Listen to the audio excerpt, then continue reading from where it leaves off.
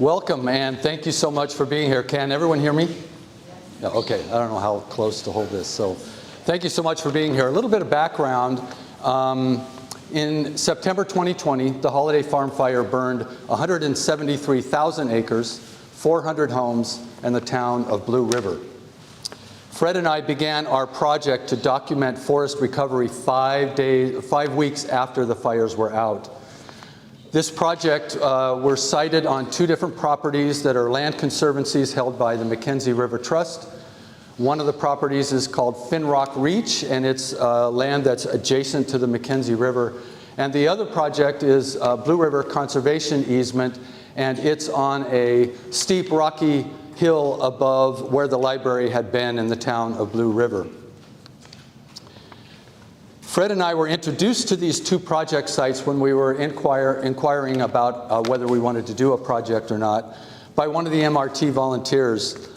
We spent a few hours wandering around this burn zone in this skeletal state, just amazed and fascinated at all the forms and shapes and things that we had never seen before.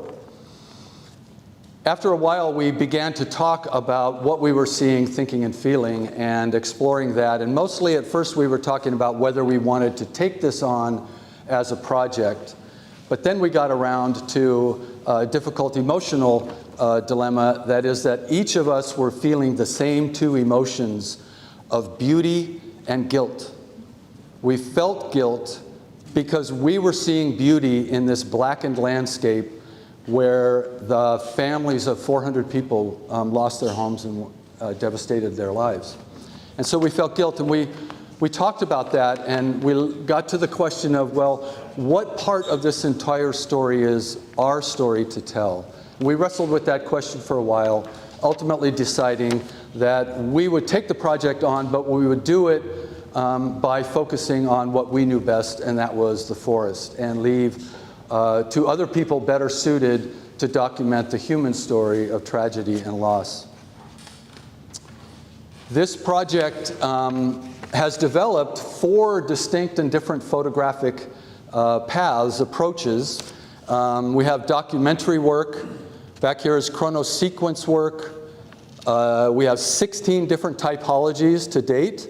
And then this work over here is a fine art, a more personal emotional response, or a fine art approach to making photographs. Our plan today, we weren't quite expecting so many of you, thank you all for coming here, but our plan was to begin here and just kind of navigate around the room, talking to the images that are on the wall and share our experiences in making the work. So if you're all okay with that, we might be turning your chairs around and making a little more space for us on that back wall. Is that something we can do? Yeah, okay, cool. It's a whole lot easier than us pointing to things and you turning around. So one of the foundations of science and art both is curiosity. Those first few months when the forest was in this skeletal state was a playground for asking questions. And one of the things that Fred taught me was to begin to look at the land through more than just my visual toolbox. And I'm going to tell you a story based on this photograph here that kind of illustrates my experience of being out there with Fred. It's all true, but it is actually a blend of 2 different experiences. So I had set up my tripod, was right here straddling the log, making a composition, thinking about what I was looking at and what I was seeing. And then I looked up and Fred was standing next to me, and at some point he said, "Interesting, can you tell me what you see?" And so I told him that I saw in this form lying there a human form with limbs out and akimbo, and I saw in that multiple human plot lines. And it's the form that drew me into it, and I was really interested in it for those reasons. And I kept on working, and a little while later he said, "You know, this tree came down after the fire was completely burned out. All of the forest vegetation was completely gone." And I said, "Oh, how do you know that?" And he said, "Look at that tree over there," and it's way off the view here, was a tree that was uprooted, and it was burned from the root wad all the way to the treetop. And he said, that was on the ground during the fire and burned the entire tree. But look up at the canopy. The scorch height on all these standing trees is only 20 to 40 feet high. So the canopy actually never burned. And I said, oh, that's really interesting. And look at this tree, the top branches are not burned. So it came down after the fire was out. And I kept working, and a little while later he said, you know, it came down after the fire was out, but it came down within 2 or 3 weeks, no further than that, after the fire being out. And I said, well, you know, he's like narrowing the focus. Well, how do you know that? And he said, look at all of the leaves that are inside the body, the hollowed out part of this tree. He said, typical after a forest fire comes through here, when the needles in the leaves don't burn, they're desiccated by the extreme heat rising up. And he said about 2 to 3 weeks after the fire is out, there's what's called a needle cast. And they suddenly, all the needles and leaves just fall to the floor and change that gray ash landscape floor to browns and yellows and oranges. And he said, so they're on top of this log, so I knew that that happened after. And I said, oh, that's really interesting. And then he said, and you see this alligator charring pattern in the wood that goes all the way up this hollow. He says, my guess is that that was burning all in flames while the tree was still standing. And I'm like, how do you know that? You know, and he said, well, my guess is that long before the fire, another tree fell down, brushed by this standing cedar tree, ripped off the bark, exposing a swath of wood. And that wood over time dried out enough that when the fire came along, it was just pure tinder, and the fire went up that tree like a chimney and burned it all out. So now you know why I'm a lucky guy to work with Fred. I'm going to share one more story and then turn it over to Fred for a while. So I'm going to talk about this picture here, which is part of one of our typologies called stump ghosts. And I love our stump ghosts, and I had never seen stump ghosts before, but they began 7 to 8 decades ago when the big old growth tree that had been here was cut, and that stump was there decomposing for decades until the fire came along and completely burned out the stump and all the root systems. So I carry with me a little, oh, my grandkids. I carry with me a 6-foot tape.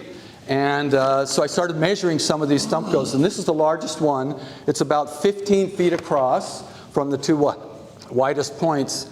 And I took that tape measure and I put it down this root canal, and I put it as far as the tape and my arm could go without reaching the end. So it burned out in those roots at least 7 feet back into the root cavities.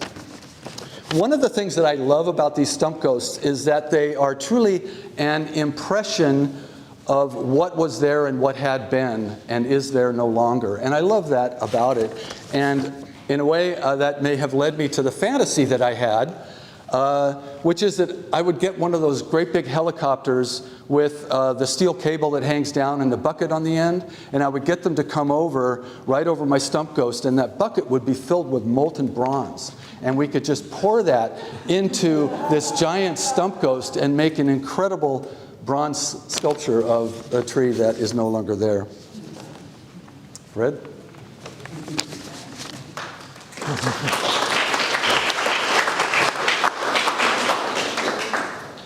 Well, thank you, David, and thank you all for coming today. This has been a wonderful trip, adventure, working on this project. We've gone to this landscape dozens of times together since right after the fire. And before that, though, we both have deep experience in the H.G. Andrews Experimental Forest up the Mackenzie River, which had its 75th birthday as an experimental forest last year. And it's been a long-term ecological research site in the National Science Foundation program since 1980. Now, for 20 years, we have been bringing artists, creative writers, theologians, musicians like DJ Spooky, hip-hop, to the Andrews to engage in residencies. We have a archive online in the Spring Creek Project's webpage in OSU. Spring Creek Project for Ideas, Nature, and the Written Word. The founding director, Kathleen Dean Moore, an amazing writer and philosopher and communicator.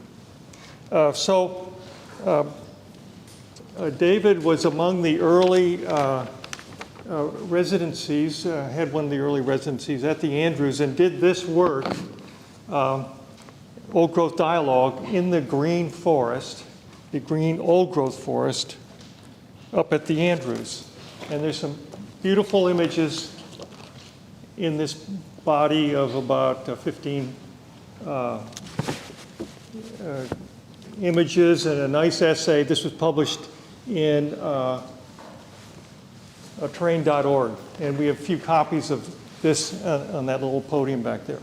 So in the work that we do together, David brings sense for color and form, and I bring a curiosity about processes, biological and physical processes that change the ecosystem. And I'm also interested in history, including deep history. So in a place like this, for example, along the river terrace in the Mackenzie River Trust property, we have a river terrace that probably dates from the back wasting of the ice caps on the High Cascade platform. And these gravels were probably deposited 10, 12,000 years ago. Much more recently, an old growth forest developed on the site, and this was a stump of a big Doug fir that was cut perhaps a century ago. At that time, it was probably 500 or 600 years old. And then this young forest, dominantly Doug fir and hemlock, developed behind it. So I look at a place like this, and I'm trying to peel away the layers of activity, of events. One other point at this intersection of art and science is that ecologists come in after a disturbance, and they're interested, plant people are interested in the succession, vegetation succession. And we see this in spades in this landscape, and some of it is recorded in the catalog for the chronosequence section of this body of work back there, where we have fire fungi come in. Spores within the soil, probably triggered within days, and they send their spider web-like filaments out, ramifying through the soil, helping to hold it in place. And then fire moss comes in, and then fireweed comes in, and so there's a whole succession of groups of species that are fire adapted. So ecologists think about vegetation succession, but when we saw this, we said, man, color succession is underway. So there's the greens being brought into the landscape, the fire moss, by the biological processes, but this old tree was torn asunder by high winds after the fire passed, hence the bright color of the wood. Thanks. So let's move over to this wall, and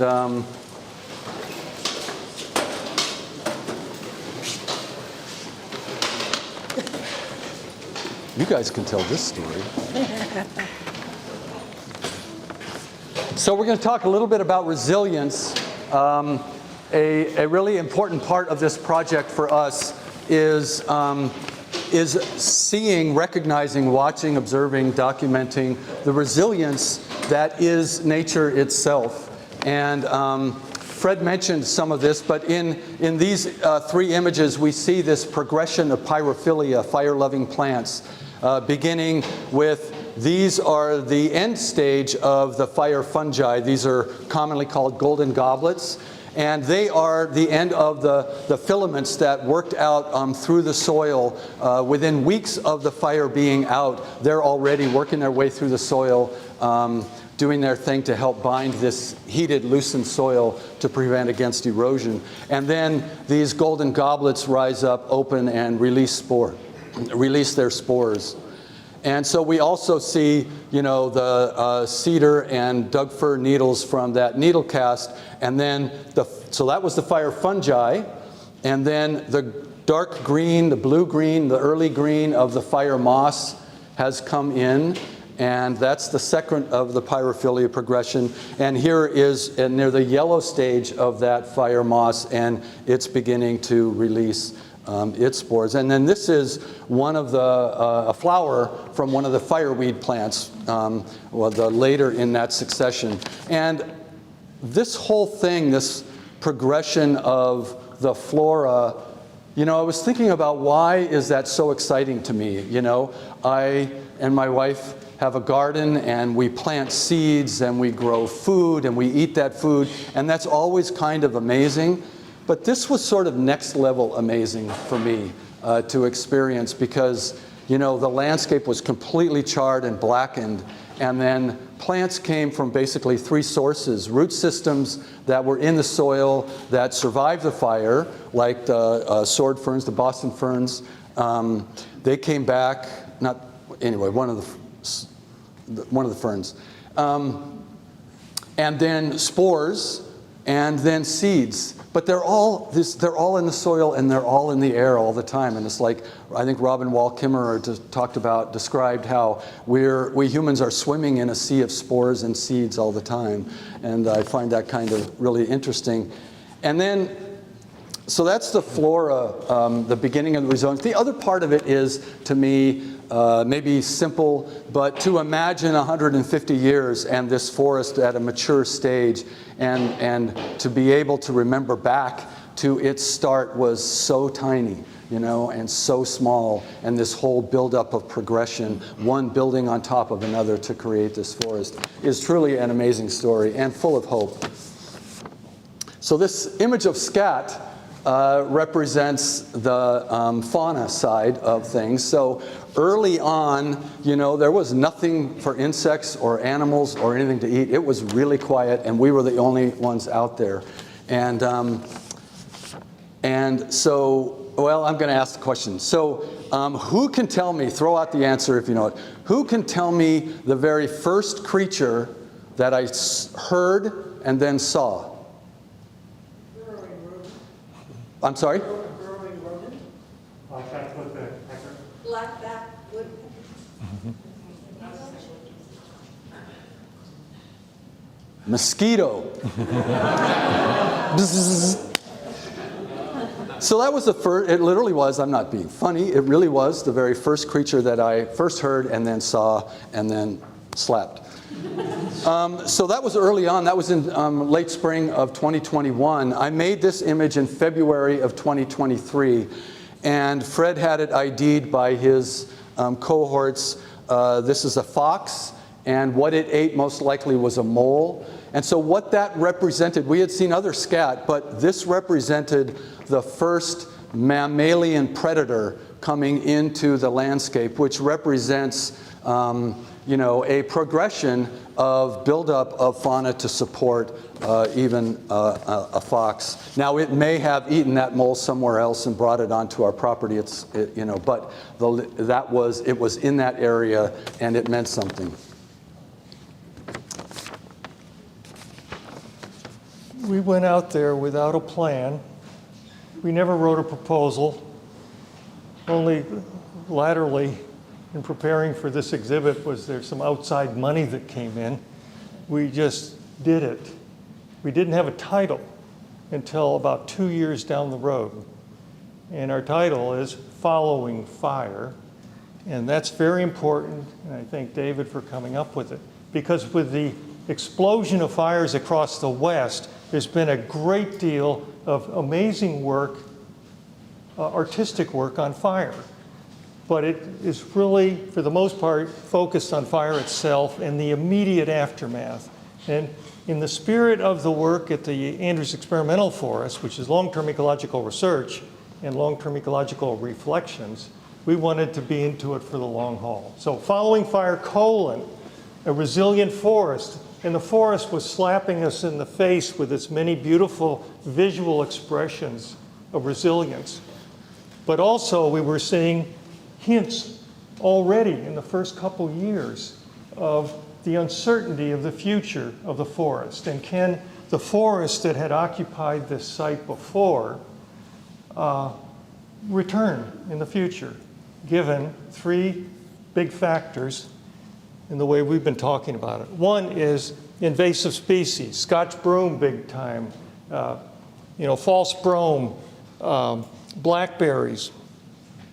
And this is interesting because this is in a logging camp in the trust lands. And this juxtaposition of societal excrement with the mammal excrement. But anyway, our sources of uncertainty concern how the fire will extend the propagation of invasive species across the landscape. We're seeing it already. A second is concerned about continued, very intensive forestry. Here's a logging operation, salvage logging, through a bunch of these swooping stems. And there's an important subtlety here, though. Properties that are like on a 35-year rotation aren't storing much carbon in the landscape, and there isn't much left to salvage. Younger parts of the forest landscape that are in that real short rotation don't have enough wood value in them to bother to take it into the human use sector. But some of the family forestry operations are trying to run on like 60-year rotations. And then there may be more carbon out there during the course of landscape management, but also we're seeing in the Andrews Forest, for example, where a fire burned last fall, that some of our 60-year-old plantations may have a green canopy despite having an understory burn. And there may be some things about some of these older plantations that leave them less vulnerable to high severity fire. So anyway, we're interested in the role of continued logging, especially in the context of climate change. And that's the third key point. So the first summer after the fire, some plants were starting to boom. This is a broadleaf maple. These are sprouts that are coming out from the base of the trunks, put out this crop of leaves. And in late June, we had the heat dome, 112, 114 degrees.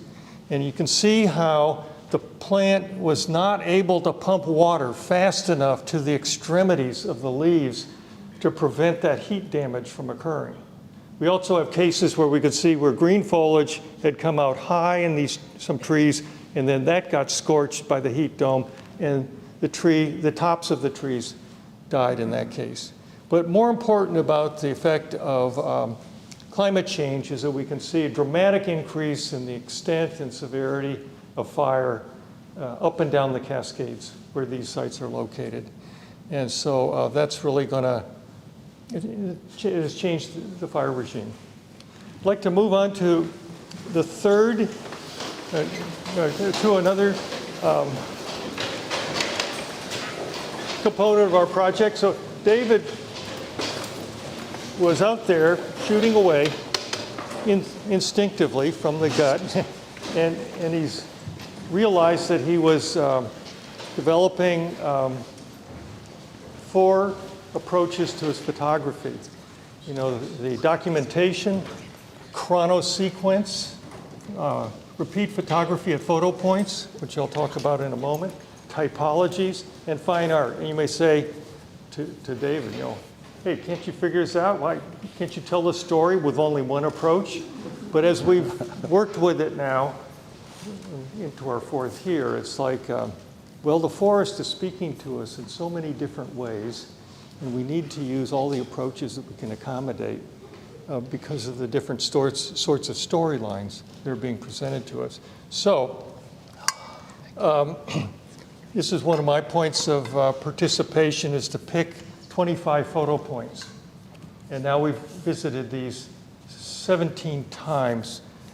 And we have a catalog here with 4 images for about 10 of the sites. And we also have a web page, and we present more images there. And some fascinating and unexpected things did occur at some of these sites. Here, for example, is a 35-year-old Douglas fir plantation in December, just a few months after the fire. Late in the first summer, you see where the fireweed came booming in, some bloom, some seed, and then bingo, it was salvage logged, and the whole place went poof. And now we can see the dark green is the Scotch broom that is making its way out into the cleared field, and the Scotch broom and the native fireweed are beginning to duke it out. So these are some examples of some of these chronosequence images. So we'll pass the ball. The wall of typologies. I love these typologies. We have, they just evolved. We have 16 different typologies at this point, and those typologies fall into 3 distinct categories. They are groups of things with similar characteristics, that's a typology, that were created by the fire, a group of things that were revealed by the fire, and now here toward the end, we have groups of things that happened as a trigger, a biological response triggered by the fire. So I love these typologies. They've been a really fun thing for me to learn with and evolve over time. And that very first day that we were out there with the MRT volunteer exploring, I carried with me my small Fuji camera. I didn't bring the big one with the tripod and all that. And we were out there exploring, and I looked up and I saw this image. And I looked up and I saw in the branches this incredibly atypical growth where the branches were going upward and inward instead of a usual straight out or down a little bit. And so I looked at that, and this was, the height of COVID, and I immediately had this response of kind of self-embrace, right? We were all beginning to hunker down. We didn't know what to expect. Everything was going on. I called Fred over, and he looked at it, and right away the general thought was, it's somehow, we didn't know yet, but was a result of the heat rising from the forest floor.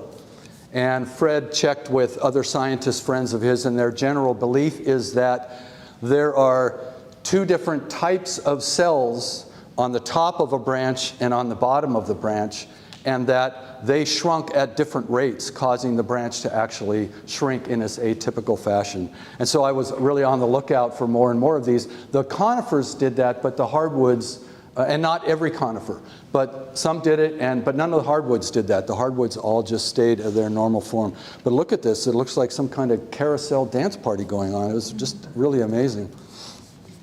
Another of the typologies that aren't represented here that happened on that very first day is where, so imagine the forest, there's nothing on the forest floor except branches that burned off from a tree fell, and they were isolated on dirt, and they would just smolder themselves out, right? Or small treetops or something like that. But I was walking around, and I looked down, and I saw 4 branches pointing all toward the center, and there was no center there. And I looked at it, and I thought, the forester for the Mackenzie River Trust must be identifying something here, and I'm just going to leave that alone. And a little while later, I look and I saw something very similar with different sized branches, but they were, and so I called Fred over and I said, look, I saw this and another one, and this, what's going on? And he said, fuel architecture. So those 2 branches that were smoldering fell on top of each other, and where they connected, they burned hotter and longer until that whole center mix of the 2 of them together just burned away and left this hole. And it looked like 4 sticks pointing to something significant, but really it was pointing to what had been and what was there. So that's fuel architecture. This was something that was both terrifying and beautiful to me. These are vine maples and chinkapins that burned down to these incredibly lovely little sculptural forms, and I really loved them for that. But I also worried about being behind my tripod and camera and setting, oh, I got to back up, you know, and not looking where I'm going, which is happens a lot, and falling on one of these, because these are not bendable and malleable. They would poke right into me for sure. And so I had a healthy respect of these lovely sculptures and medieval death tools at the same time. But the reason I photographed them was because in late December, early June, each of them popped out, just one or two little leaves. And I really wondered, we called it aseasonal leafing. We really wondered, like, why would this plant that's struggling use up some amount of resources to put out a little tree at a time, a little leaf at a time of year that it might not, you know, bring much benefit on the upside to the mechanism itself, to the plant itself. And that was a really curious thing to me. And then bark. You know, I would have thought burning trees, you know, it's all going to be the same. But I was fascinated at bark burns differently than wood. The different species burn in different ways. And then I'm sure temperature and duration had a lot to do with all the myriad abstract forms that I have. Probably the largest grouping largest number of images I have in one of the typologies is this one. And here are some more stump ghosts that I already talked about. Here are two that didn't burn away completely. This is another interesting thing that relates to the canopy over here. Fred gave this typology the very technical name of swoopies. And so these were trees that chose in the forest when the canopy was pretty closed. They chose to put all their energy into growing up as straight as possible, as tall as possible, as fast as possible to get some light, and not putting on girth. So when the fire came, it generates its own intense winds, right, for long periods of time. And so these trees were blown long enough that the heat desiccated them and they just stayed dried in that wind-blown attitude. And I thought they were just really lovely. Related to them is this typology. Oh, I should be telling you. So this would be the category of created by fire, created by fire. Yeah, well, this gets to revealed by fire. So as Fred mentioned briefly, the Finrock Reach site had been the home of Roseboro Logging Company. There were 27 cedar cabins for the workers. There was a shop, a small church, and a store. And so all of these cabins were lined up down Huckleberry Lane, and that is a whole typology in itself. And in a wonderful way, the Mackenzie River Trust was able, after the fire, to see all this metal that had been left over from this logging camp. I mean, there were car parts and waffle irons and the old kind of washing machine parts. And I have a roller skate that I brought back, you know, one of those old steel roller skates that I wondered how is, you know, there was one piece of concrete slab about 20 feet long by 15 feet wide. And I wondered how a roller skate would benefit in the dirt and the gravel. But so these are all logging cables that were left out there that are buried and way too difficult for the Mackenzie River volunteers to bring out all of this metal, which was all hauled away. And, but it was all hauled away except the ones that I brought home to photograph, which is on my to-do list. And then this is a typology that is a biological response triggered by the fire. So it's exfoliation, and it's a part of the process now where the cambium layer has completely dried off, the bark is sloughing off and falling to the forest floor where it's going to decompose and be part of the nutrient cycle for the forest that is just beginning to grow. And when I think of this, I have this image, a very simple image, but of something that we're beginning to see out there.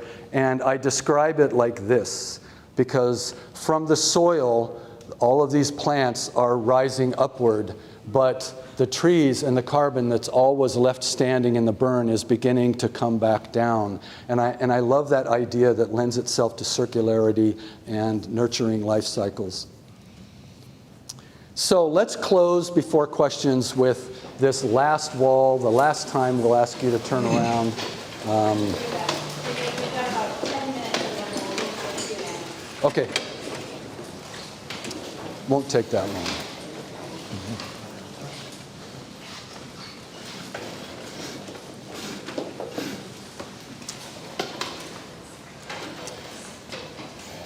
So this wall represents a departure from the more straight documentary, strictly storytelling images that are in the rest of the room. This was my personal emotional response to what I was seeing and feeling. And I call it still, and it has 3 components within that. There's the first 3 images here are standing still, moving still, and reaching still. So all of this began very early. I think it was late December, and it began with this image right here. From far away, I looked and I saw this kind of silhouetted against the light river, and I immediately saw a raven's head, like in a totem carving, and I was drawn to it. And so I walked right up and I looked at it, and I walked all around, and it's just dangling by, you know, this much wood. And the more I looked at it, the more I felt in it a real presence. And I sat with it for a while, and this tree is about 30 feet away from it, and I looked at it also, and I realized that they had been beside this river for, Fred told me later, probably 200 years. They had lived here, so they had dealt with many floods, erosion, incredible windstorms up and down this river canyon, and then the fire, and I felt them to be true survivors. And I began to look at them in that way of surviving, standing still. And I decided that I wasn't going to make a landscape photograph.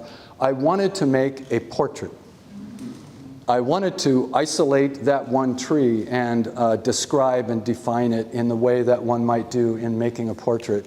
And so I departed from a straight, and I made multiple exposures and then masked them together in order to bring out this one black tree and surround it with lighter tones around it, even though that's all a blackened landscape. Here's another one, and this one surprises everybody. It's about this tall, and these go into the roots. It's very solid. It's still there today. So that's standing still. And then 2 years later, I was given a residency for a couple of weeks at the Barry Lopez residence, which is just 1/2 mile down from our Finrock Reach site. And I was there for 2 weeks. So I spent a lot of time on the river, looking at the river the way Barry wrote about so often. And one day I was looking at the river, thinking about all the things that were floating by, the leaves, the twigs, the kayakers, the fishermen. And I watched the water moving, and I began to get this sense of, even though this is moving in constant motion, there was a stillness to it also. And then I began to wonder, I wonder what it was like during the fire when no one was around. And these treetops were breaking off, and limbs were breaking off, burning and falling into the water and moving down the river. I wonder what that looked like, you know, a flaming, burning branch sizzling into the water and floating away. And so I decided I wanted to try and recreate what that might have looked like. So I got Fred and somebody else and a few different times, and we found pieces of bird wood on the banks, and we'd throw them into the river, and I photographed them. And that became Moving Still. And then just about 6 months ago, I made this series that I call Reaching Still. And I call it Reaching Still because, for me, the tree is very close to what it's like to be a human being in these ways.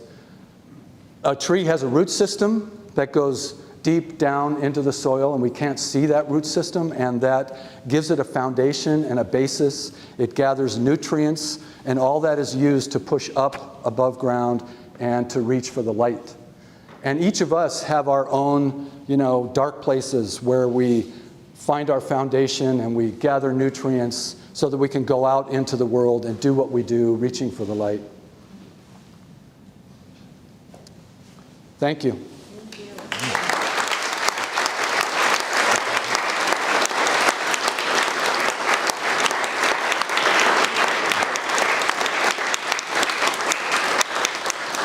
you both, David and Fred. That was incredible. We want to leave time. We've got another talk coming up at 3, but we want to leave about some time for you all to ask your questions.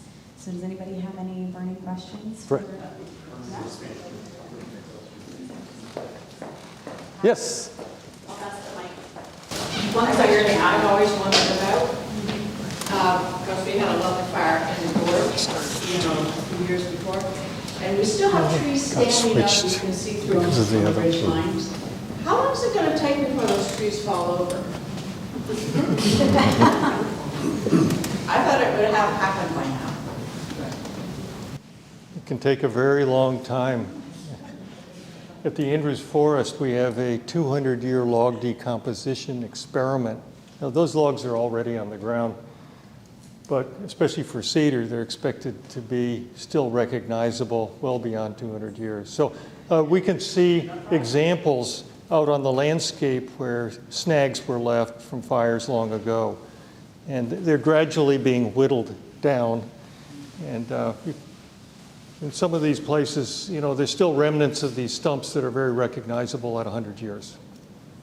Anyone else? Oh, Did you have a question? Yeah. Thank you. So I'm curious, because you spent a lot of time out there amongst the community as well, Blue River and surrounding communities, how did your conversations with folks in those communities affect the sites you chose or the trees you chose or even your compositions?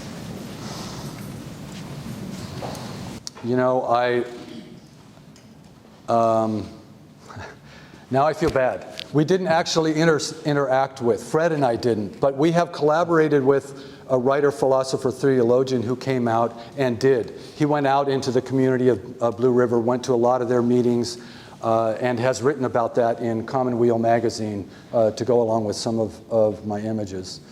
So he did that, but I didn't very much at all, to be honest. A general point on that is, as David mentioned, we started out and we would drive past hundreds of homes that had burned all the way to the foundation.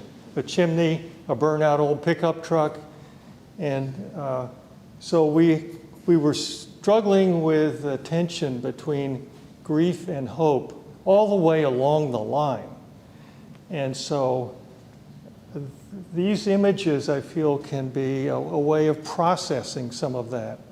And where do we find a useful place between grief and despair, and yet have enough oomph to be hopeful and try to move forward into the future, especially given the climate change signal that is becoming so profound. So that's something for all of us to process, and we would love to hear from you about your thoughts about how this kind of work, its work at the art-science interface, can be used to communicate with us all, we're all the public, about how to move forward in these really challenging times. Yeah, thank you very much. I had a question about the naming of your groupings of the works. I was really moved by the naming of it as the still series. And kind of at what point is that happening for you as an artist? Is it at the time of acquisition or processing or putting together? Yeah, that's a great question. For this work, more than other works, if you saw the titles for most of these, they're just very, descriptive. And this work, the title comes in with that overall, the reaching still and the moving still. But finding that, for me, is a process of bubbling up from in here somewhere as I photograph, become familiar with it, sit with it, and let it come up. And I know when it's the right one. Yeah. Sorry, somewhere. I'm curious, actually, because so many times in landscape photographs, the question in my mind is like, what am I looking at? Not just the aesthetic part of it. So I'm kind of curious for both of you, how much your aesthetic sense added to your scientific understanding, and how much that scientific biological understanding affected how you framed the photographs. And if I can sneak a second question, why is the personal look black and white? Is the evidentiary look is color?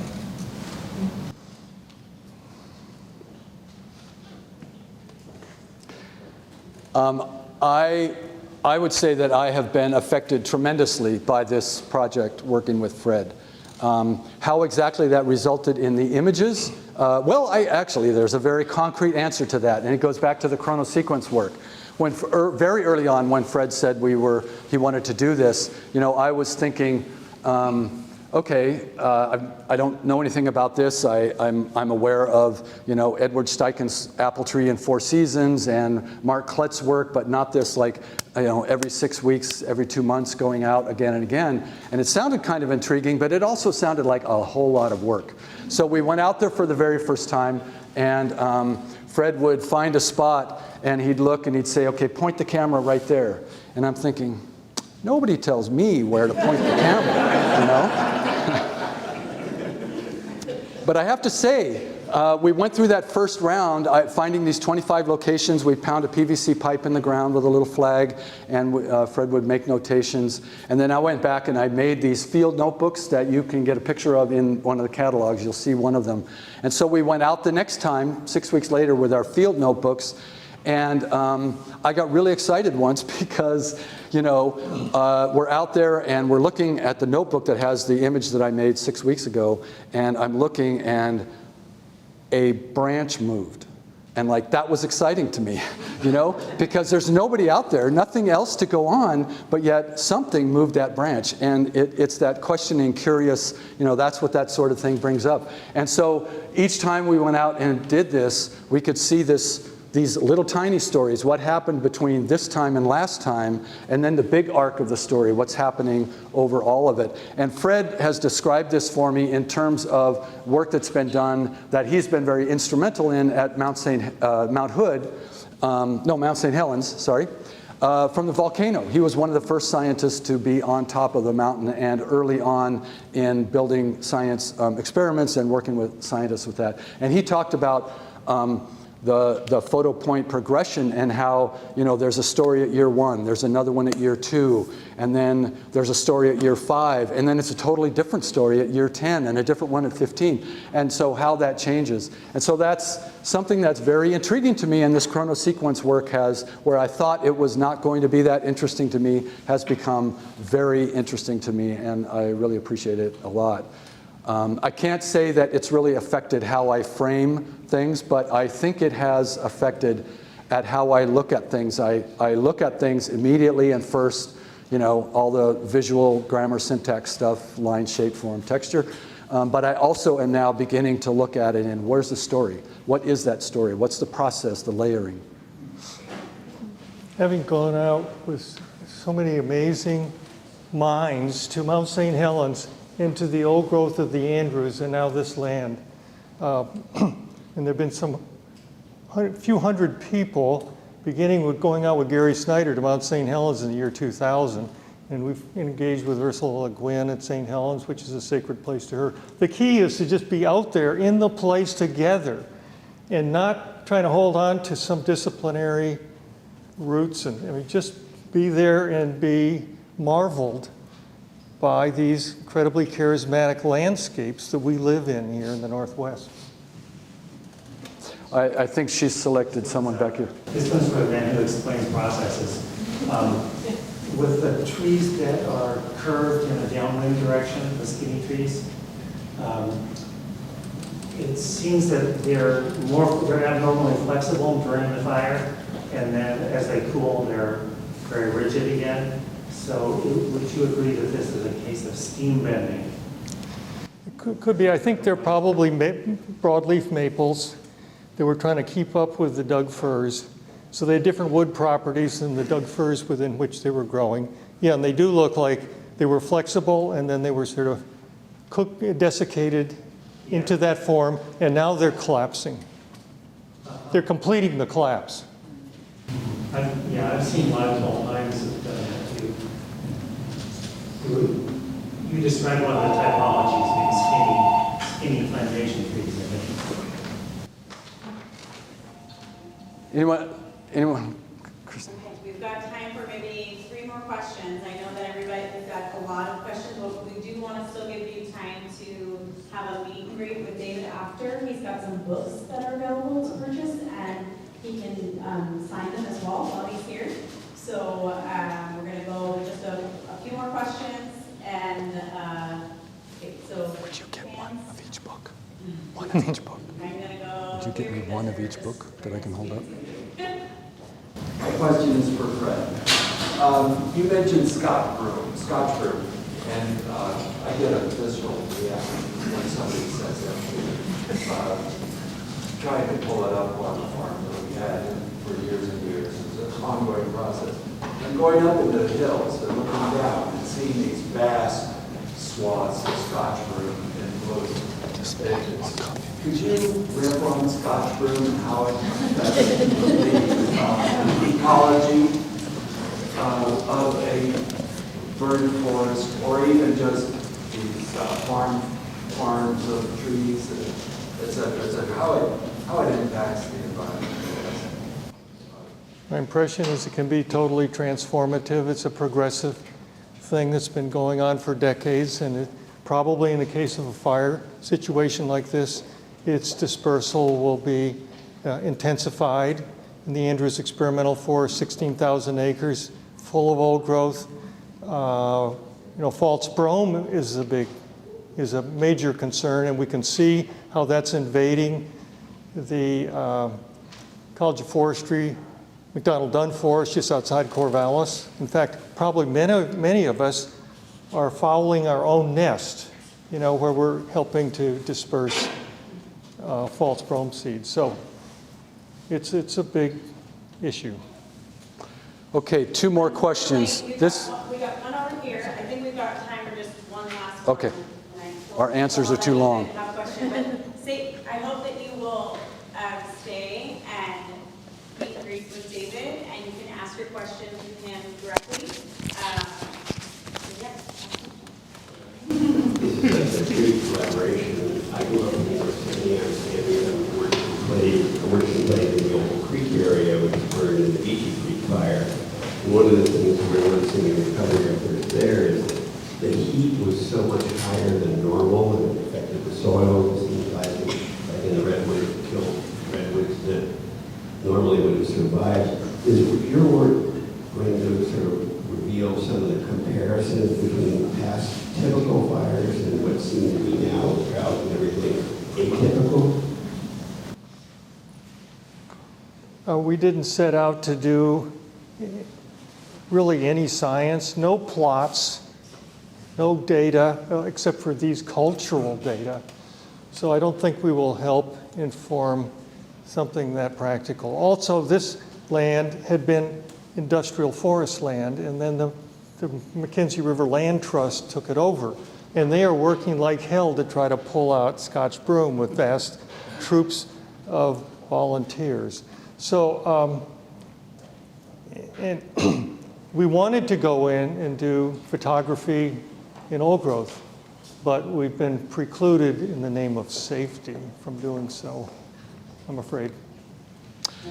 I need to close with one last very important quick mention about this project, and that is Fred talked about the H.J. Andrews having 200-year science design projects that are now in year 40. Fred and I see this project continuing as long as we're able to, and then passing it on, the project, the equipment, the photo points, to a younger set of photographer and science team. The data would be available through the H.J. Andrews and through my archive at the Bancroft. And we envision, I love to envision the idea that that would be continued, and we would have this complete photographic record, say 100 years, 150 years of a growing forest. So that's our big vision for this.